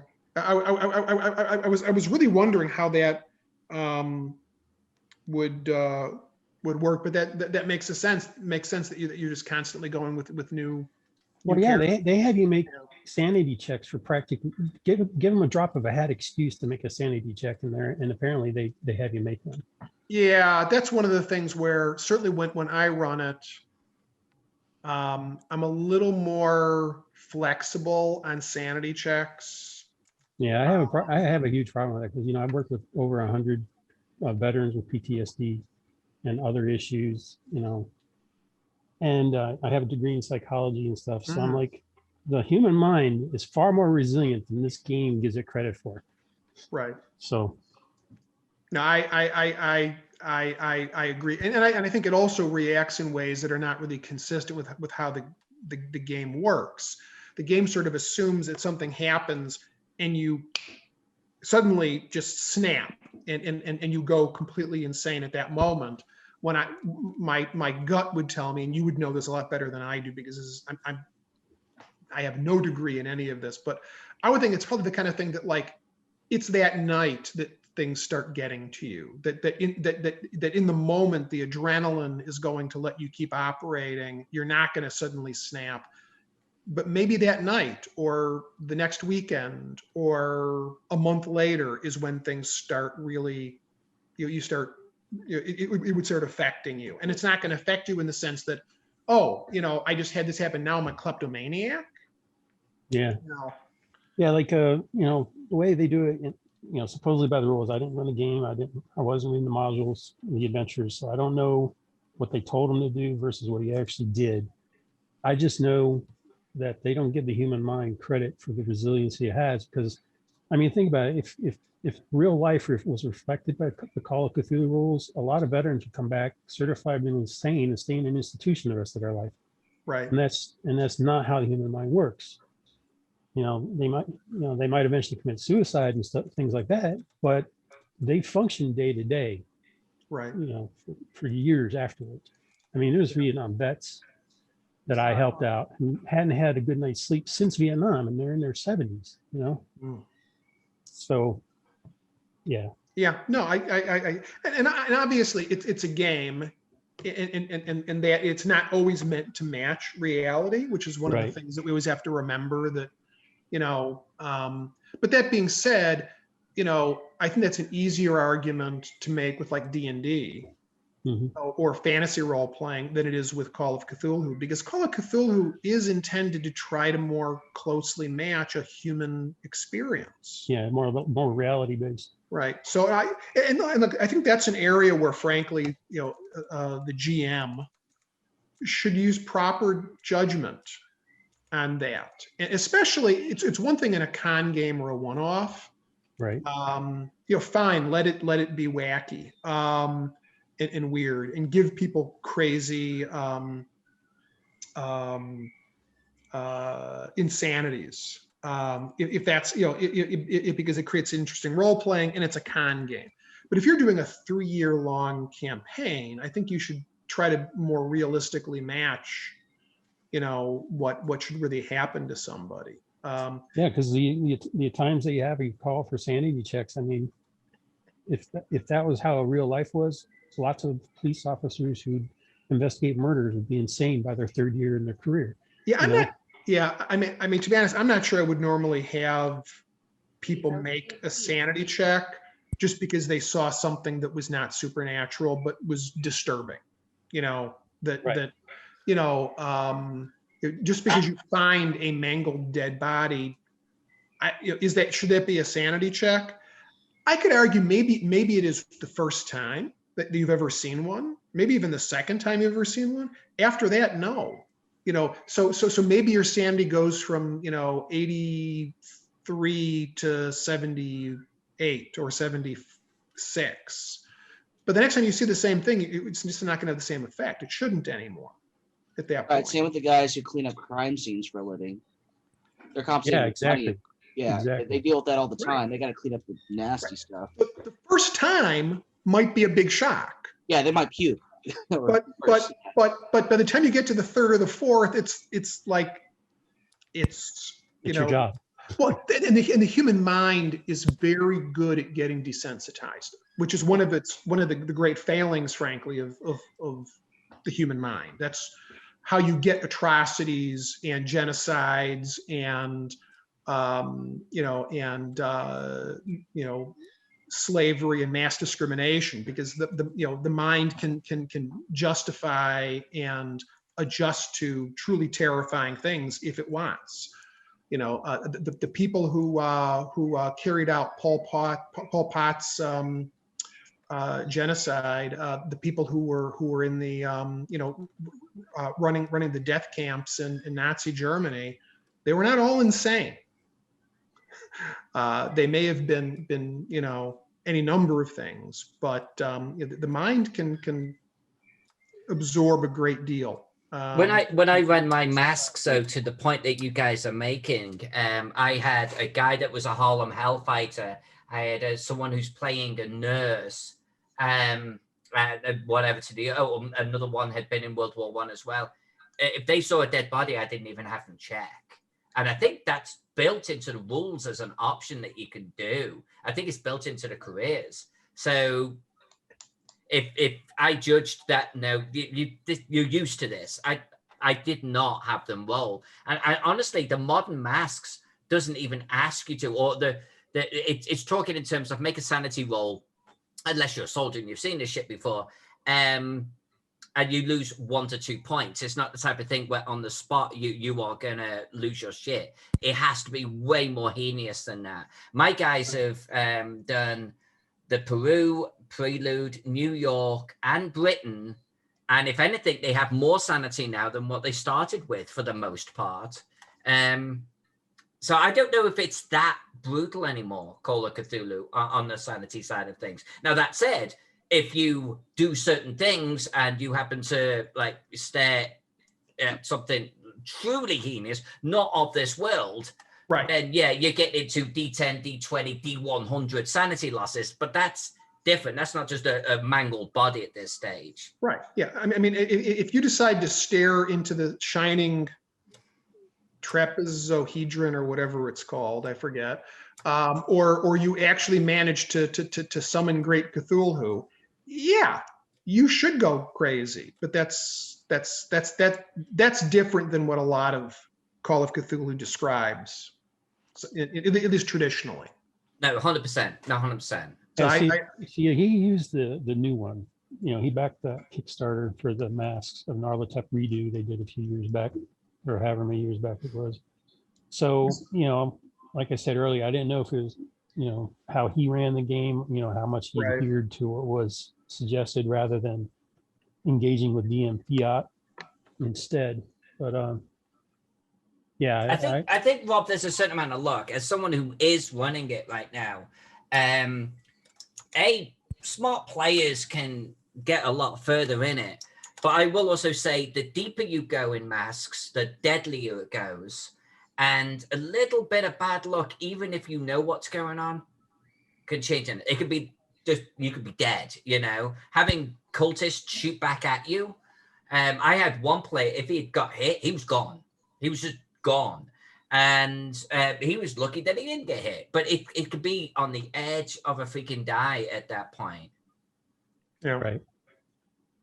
Which is not unrealistic, right? No. And as long as there's a way for the player to come to take another character, and nobody is that in love with their current. Oh, and that was actually going to be one of my points, Mark. My players are actually building in, at least some of them are, their next character almost into their backgrounds. Like one has actually got a friend who actually did a special appearance at one point. That friend is a friend NPC is his next character should he die. And he's keeping his friend appraised of what's going on. Another one has actually got a brother and he's going to play the brother if things go all right. And so they've got something in their back pocket. They know that shit can go wrong real fast. Right. And I like that. I think that you need to be prepared to run another character.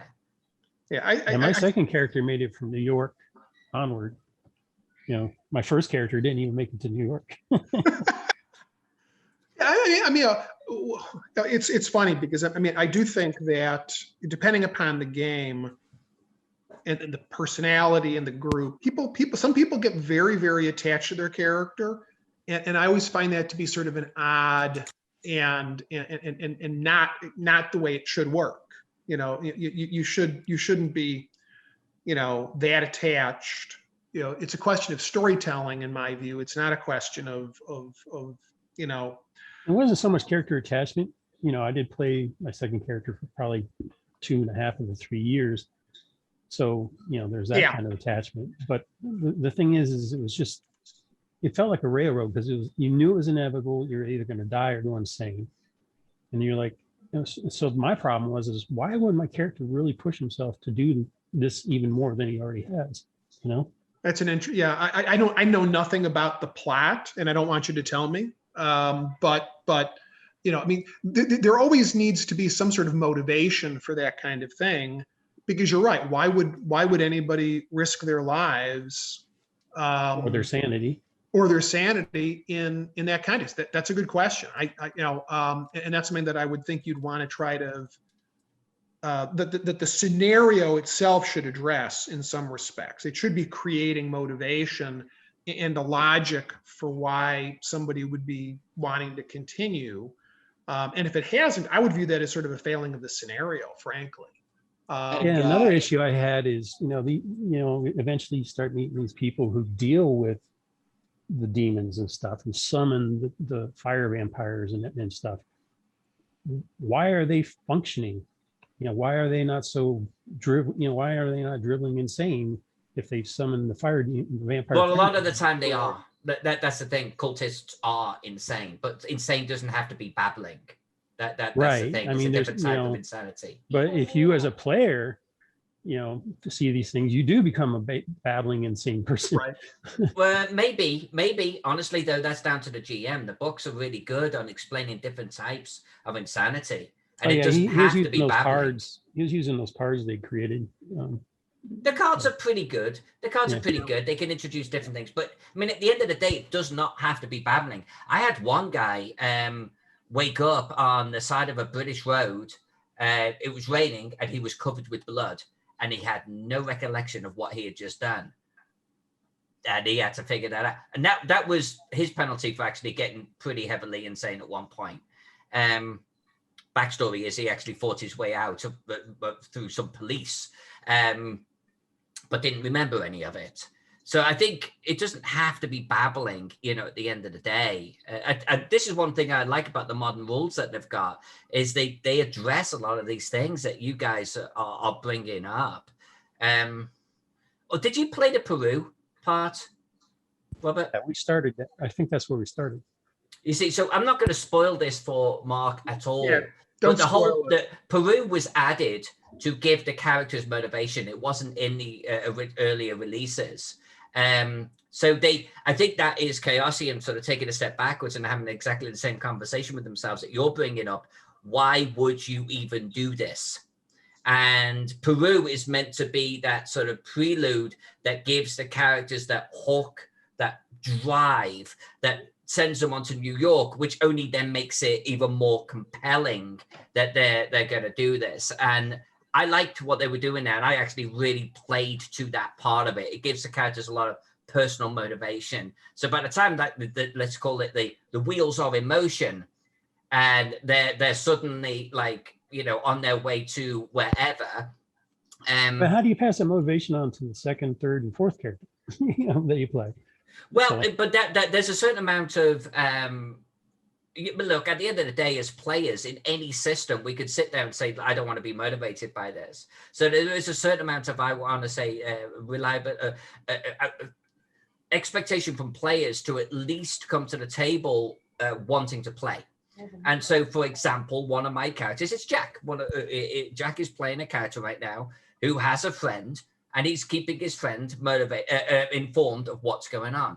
If he dies, the motivation is going to be for that other character to avenge his friend. His friend has actually been killed here, involved in all of this. So I think there's a certain amount of responsibility for players to actually try and bring that motivation to the table as well, especially in the case of second or third characters. Yeah, absolutely. I mean, if you're running a pre-written adventure and it's clearly designed to go location B and you want to go to the left field location A, that's not really what we're all here. We sit down at the table to design to do. I mean, it's not an agreement or arranging players free to do what they want to do most of the time, but there's a clear understanding of what you should be doing and how much derailment is actually pertinent to the table's function. Yeah, that was another thing that was really frustrating for me in Mask, and I'm pretty sure this has more to do with the DM not doing what they probably should have done, is we were pretty much in the dark the whole freaking time. What do you mean you were in the dark? We knew so little about what was actually going on, what the bad guys were actually up to. We're lucky if we would find a lair of theirs, and I had the very distinct feeling we were supposed to be getting more clues than what we were getting. So I'm guessing that was probably more on the DMS our head. Yeah, that's a little weird. One thing I love about the Masks game is it's actually really clue rich. Now, granted, I mean, like New York, in fact, every single location actually has a cultist den in it. I could say that with certainty. And every single den, if not honestly, England has 2 or 3 key locations that you could discover, and the clues to discover them are they're out there, they're in the scenario. And those dens in and of themselves have even more clues. In fact, I bought the prop set from the historic Lovecraft Historical Society, whatever they're called, HPLGS. Yeah. Yep. They have this great prop set. It's the best prop set I've ever put my hands on, but it's all of the props that are in the game. It's just if it was a newspaper cutting, they make it a newspaper, you know. Right, instead of the magazine material. Right, exactly. It's not. It's and so they did all of these props, and it's freaking fantastic. And I bought this old suitcase for my players, knowing that they were going to be collecting these props, Rob. And Wow. so, like the game, at the beginning of the game, Jack opens a suitcase. It's got all of these photos and newspaper cuttings and Lord knows what else. He's got his own little notepad that he's been writing in, and and they're only at England at this point. There's And well like- over 100 handouts. Oh easily. God, yeah. And like I had one player go home and she was actually pinning things on her wall and putting little cords between them, like it's a murder bloody scene. Who's connected to what? They're in England. Like Peru has nothing to do with the main campaign to a large degree. So Peru's like out of it. It's like New York starts the train in motion. England, and of course you can go elsewhere, but England peels back some solid layers of the onion. They're done with England, and while they don't know what the bad guys are doing, they have, I want to say, are 50-70% aware of what's happening and who's involved. They're really beginning to figure things out, and I've not been spoon feeding this shit to them. They've just been going through the props, talking about it, and figuring it out. So you might have been denied some shit, man. Yeah, and I remember we made a lot of rolls to, basically figure things out, and we failed them. And I imagine there's some kind of a fail-safe built into the adventure where if they don't figure it out by this time, something informs them of this piece of information they need to go on to the next part. And we weren't getting that. Yeah, What edition of the game were you playing? The 7th. Yeah. 7th? I mean, I've always, and I think this can be the case in any game, but it's especially the case in Cthulhu because it's not, you can't use an augury spell or find traps there's no magic to fall back on. You have to, it's all up here, and it's not combat oriented normally all that much. And so a lot of it is finding the clues, finding the things. I mean, my general view in that kind of thing, and I often run my D&D games similarly, where they're often clue driven and solving puzzles that aren't just like, the puzzle in the room. It's a bigger puzzle. If somebody asks the right question, or if somebody says, I'm looking and it's the right place, unless there's a good reason, I'm not going to make them roll. Just they found it. If somebody says I'm tapping the bottom of the desk to see if there's a secret compartment, and there is a secret compartment and it's in the bottom of the desk, I think asking somebody to make a roll is ridiculous at that point. They've identified exactly what they should identify. They should find it. The fact that they make a roll and unfortunately they rolled a 98, or in D&D a 1. Oh, sorry, you missed it. And now you can't find the next thing. That's absurd. Now, if they fail, they roll. There's more you can give them at another next time. Maybe it's on the next person you encounter, or hidden in your room, it's left behind, or I don't know, the friendly dog has a piece of paper stuck to its paw. Yeah, I just think die rolling has a lot of purposes. Randomness has a lot of purposes in the system, in all these games. But it's where you need to bring in randomness that the die should take over. If somebody says, I'm doing exactly X, and there's no reason why they can't do X, unless there's a challenge to it that involves some randomness, they should be able to do it. I mean, I stopped, I don't have my players, in D&D roll to climb a rope normally. Yes, there's a chance they could fall. But unless they're racing up it, they can take their time and help each other, and they'll make it up. So at some point, I think too many DMs rely too much on the dice for things where a proper referee judgment is, if you say you're searching that, that part of the wall for a secret door and there's a secret door there, you found it. You just found it. Now, you might not know how to open it. You may just know that there's a hollow space. You may have to figure out the rest. But hiding things from the players just because a die roll went bad is not good storytelling in my view. And I just, I don't let random choice, if the party ignores what they're supposed to be paying attention to, there's a lot, you say there's 10 books on the bookshelf and nobody bothers to look at the books. Okay, well, I'm not going to let them find it, the piece of paper that was in one of the books. But if somebody says, I go through all the books and I flip them to see if there's any loose pages, it comes out. I'm not going to roll to see if it comes out. But that's me. No, I'm of the same mind, and that's how I GM as well. In fact, honestly, the 7th edition rules even says as much. You want to climb down the drain pipe, you can climb down the drain pipe. So, Robert, it may be that, I don't know, there was a little bit of an over-reliance on rolls to find clues. Honestly, just with the chapters I have run, if you are in the right place, doing the right thing, and you are an intelligent guy, and I'm assuming you're playing with intelligent people, you're gonna find the clues. The clues aren't in or behind a plaster wall that has to be chipped away at after you knock on it a little bit. There's nothing like that. It's like you're in the bad guy's area and he's got a safe, and if you open up the safe, there's books and letters and shit in there, or there's a letter on the bedstand. It's that type of stuff. So if you're in the right place, you're going to find these things. So it sounds like some of it. I mean, we found some clues, but we far and away did not have a good picture of what was going on.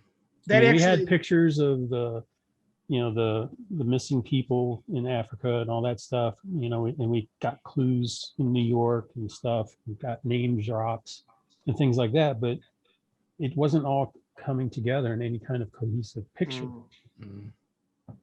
Then that's too bad, because the real fun part of a Cthulhu game is figuring it out, right? The fact that at the end you only have like a 4% chance of victory is beside the point. The thing is, you got to the last encounter and you knew what was happening. That's for me as a GM, I love it. And I'm not gonna spoil anything, so rest easy. But there was a moment in England where my players are searching for clues in a particular location, and they find something, and they open it up, and they literally go, "What the fuck?" And it blew their freaking brains what they were looking at, and that's just England, And I love that. And from the thing that they found, they started piecing together some other stuff, and they were like, "Are the bad guys doing this? Is this what they're after?" And they're not right, but they're in the hemisphere of right. And I love, that's what I want. And they're not even near the end, and they're like, their brains are blown. And here I was thinking, since you were saying that they were shocked that they found it in England, that it was because it was like, I don't know, a decent meal. I knew you were gonna go there, you asshole. I knew it. We open it up and look, it's a baguette, and it's got, and there's some, look at this, it's delicious. This is England. Having conversations. I would say, tying this back to the beginning of our conversation, the worst example I think of all of the you could not figure this out is actually in D2, Shrine of the Kuo-toa. And I don't remember if you guys remember that at all, but there is a point in the shrine where there's a secret compartment in the wall. And the only way to open it is there's like a series of like 5 glowing globes that are the light globes in the ceiling. And if I recall correctly, you have to go to the 3rd light globe, pull it down, let it go, pull it down again, but harder, and then let it go. And then the secret compartment in the wall opens up. It's not just once, but twice and harder. And there's no explanation that anybody in the entire area knows this. There's no way to figure it out. It's not like a clue, and nobody knows how to do this. And then of course you open it, and one of the things in there, I don't remember what it is, but if you touch one of the items in there without saying a certain word, you are immediately transported, no saving throw, to the elemental plane of fire. Unless you say the word, and this is why it's stuck in my head, Sloolbapah. Sloolbpah. If you say the word Sloolbapah, then you can touch the item and take it out. Nobody knows this word. Nobody's described as even knowing this is even in here. How is the party going to find it? How are they going to know to say that word? Or they're just all going to get teleported without a save to the elemental plane of fire, where I believe Gary says they die. So that's just, it's bad module design. And if you run it that way, it's bad DMing. Mm. You know, Yeah. You have to give ways. There has to be a way for the party to figure out the clues. And you shouldn't hide the clues. You shouldn't there's no fun if you're just hiding the clues from the party if they're doing what they should be doing to find it. Oh yeah, I totally threw out what was written when they did that. I allowed them to do a normal, find secret compartment search roll. They made it, they found it, and I threw that. Absolutely, and it's a good DM. That's the right thing to do. You reward good play. You penalize bad play. But if the players are doing what they're supposed to be doing, randomly choosing the wrong thing when there was no evidence that it was the wrong thing shouldn't result in your character's death. That's just ridiculous. So in any case, in Cthulhu, I think is really, it's key, because it's not about, winning treasure and getting into combat with the dragon and killing the dragon. That's not the idea of Cthulhu. It's a success in Cthulhu if you solve the mystery. So you shouldn't be hiding the ball from the party. But that's what I love. That's what I love about Cthulhu games. Right. Well, I got some work I got to make Alyssa do tomorrow, like record a Patreon video. So I think we are done for the evening. Well, and I need to go and keep putting my art notes into the manuscript so I can turn this stuff over to Jeff. I think Jeff. Let me know when you actually submit it, Mark, because that's going to be my time of actually getting the side view done. Well, and remember, there's actually one other thing you need to do. We need to do the DM level that shows all the secrets. Oh, frick. Sorry. Yeah. No. You're right. I need to do a labeled version. So frick. Okay. No. You're right. I appreciate the reminder. I wouldn't have done it. So if you want to schedule a time to talk on that at some point. Yeah, we could chat next week on that, and I'll probably do it a week from now. But okay, let's do it. It may be helpful to walk through what they are instead of you having to reread the manuscript to figure out where they are. Sure, that would be great. Actually, let's do that. Okay. So I assume you guys were watching, by the way, as I was drawing. I've got my boats in. I've got the Circus Maximus done. These books, Mark, already paid for themselves. Good. I was referencing that hardcore for the shape of Circus Maximus itself. So that was great. Awesome. Great. Guys, it's always a pleasure. I love hanging out with you. It means I'm mapping over here at the same time, but just chilling with you was awesome. no, this was a lot of fun. Great way to finish the week. So hopefully we'll be seeing some of you guys at conventions in person soon. I'll be at North Texas. I just found out. So yeah. Good. Yep. I love that convention. Pardon? I love that convention. It's my favorite one.